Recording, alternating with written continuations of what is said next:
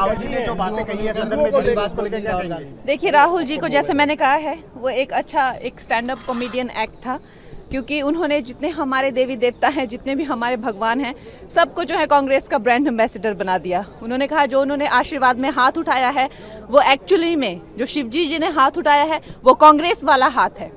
ये उनके बयान है, ये उनका भाषण था। तो खैर हम तो लोग हंस ही रहे थे। उन्होंने ये भी कहा कि जो अल्लाह की दुआ में हाथ उठाते हैं वो भी कांग्रेस का हाथ है। तो आज जो भी हाथ उठाते हैं भगवान, उन्होंने सबको जो है कांग्रेस का प्रचारक बना दिया और उन्होंने कई आपत्तियां जताई। सबसे बड़ा उनका जो गिला शिकवा था प्रधानमंत्री जी से कि जब वो आते हैं, जब राजा साहब आते हैं, राजा बेटा जैसे मैं उनको बुलाती हूँ, तो वो प्रधानमंत्री जी जो है वो खड़े होकर उनको नमस्ते नहीं करते। तो ये उनका गिला शिकवा था। तो आप समझ सकते हैं किस तरह का वो स्टैंड अप कॉमेडी एक्ट था।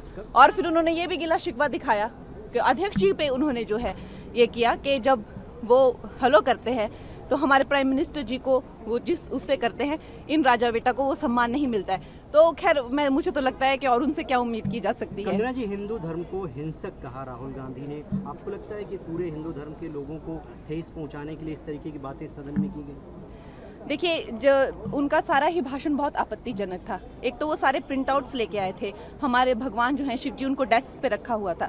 हम सब जानते हैं कि भगवान की जो मूर्तियां होती हैं और जो उनके चित्र होते हैं, उनके सामने पूजा एक मंदिर या किसी तरह के ऐसे पवित्र स्थान पर उनको प्रतिष्ठित किया जाता है और बेंच पे रख के और उनको उछाल कर जो वो है भगवान, हमारे भगवानों का अपमान कर रहे थे। लेकिन सबसे ज्यादा तो उन्होंने जब हर हदें पार कर दी, जब उन्होंने कहा कि जो हिंदू धर्म है और हिंदू धर्म के जो सारे लोग हैं जो ये आस्था रखते हैं वो एक हिंसक प्रवृत्ति के होते हैं। ये आई थिंक उनको माफी मांगनी चाहिए इस बयान को लेकर।